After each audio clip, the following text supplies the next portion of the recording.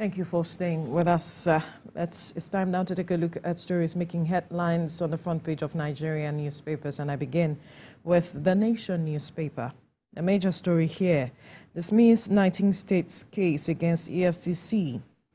AGF tells Supreme Court setting up of anti-graft agencies lawful. Anambra, Adamawa, Ebonyi opt out. Edu improved oil production will boost forex inflow. IMF cuts Nigeria's economic growth to 2.9%. And at the downstrip here, export halted for 90 days to crash cooking gas price. And 16 million ballots already cast in U.S. poll. At the top corner there, Tinubu canvasses use of CNG as alternative to petrol. NEPCO, it to be accessible. And uncertainty envelopes PDP as battle for control rages. Court declines to stop party from postponing NEC meeting. All right, those are some stories you find on the front page of The Nation newspaper. To the Leadership newspaper, governors divided over suits challenging EFCC's legality. Imo, Bauchi, Osun, Taraba joint case. Anambra, Adamawa, Ebonyi withdraw. Supreme Court reserves judgment. And leave FCC roads, Wike warns beggars. IMF downgrades Nigeria's 2024 growth forecast to 3.1%. And at the top corner, we are monitoring Gulf of Guinea over illicit arms. National Security Advisor is quoted as saying.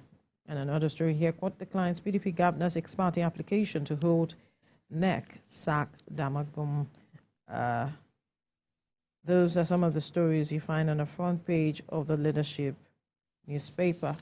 To this Nigeria newspaper now, Senate summons NDLEA over illicit drug claims against Senator, constitutes a 6-member ad hoc committee to investigate allegation of banned substances found in Ashiru's Kwara residence.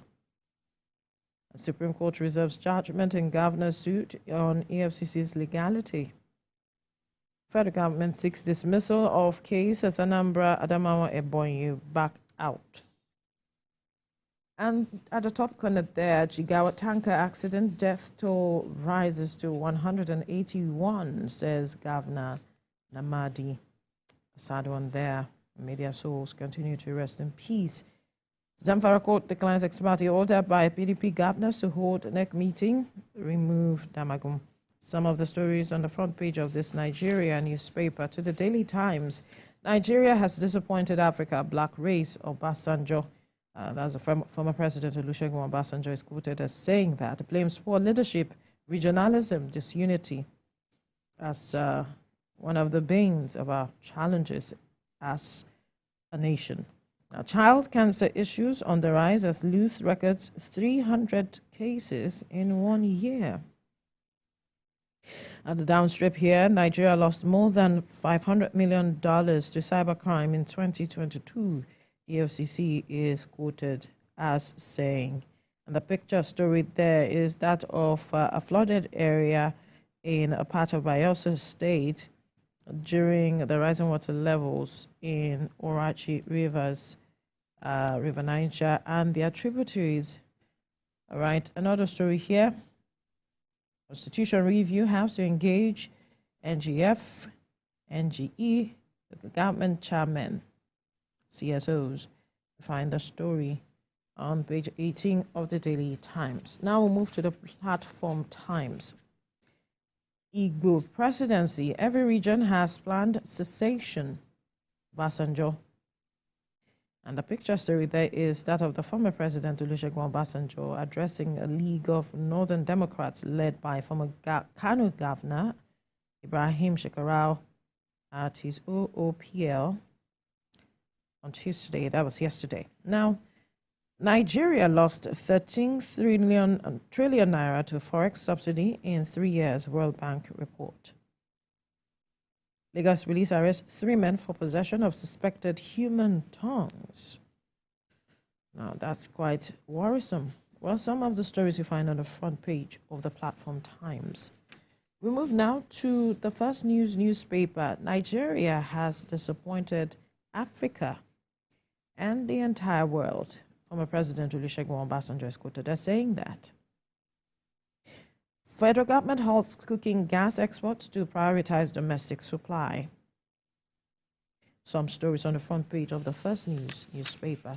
To the Punch newspaper, PDP crisis, anti-Damagum plot thickens as NEC meets Thursday, that's tomorrow. PDP governors, National Working Committee, Board of Trustee members meet. Fresh legal battle continues on NEC meeting.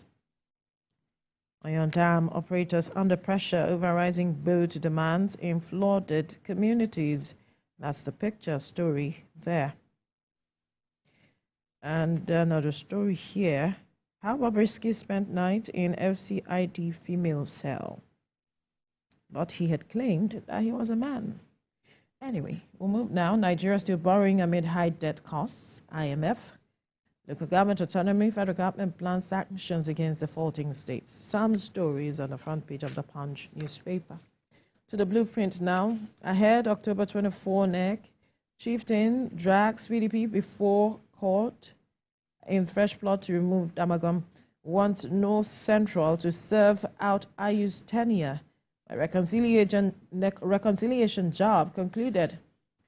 Oyinlola is quoted as saying that. Recall that he had gone around the country ensuring to reconcile the varying warring factions and groups within the party. Arms trafficking, federal government investigating Gulf of Guinea as major route, Ribadu.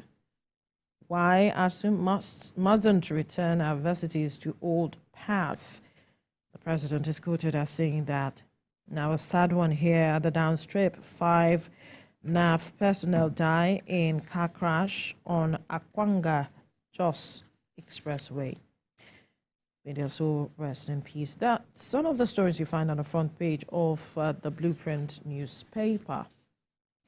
And to the Pointer newspaper now.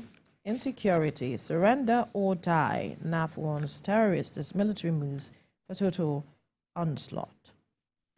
The promotion backlog in Delta Civil Service. Amioko, as panel of assessors submit report. Some stories on the front page of the Pointer. Okay.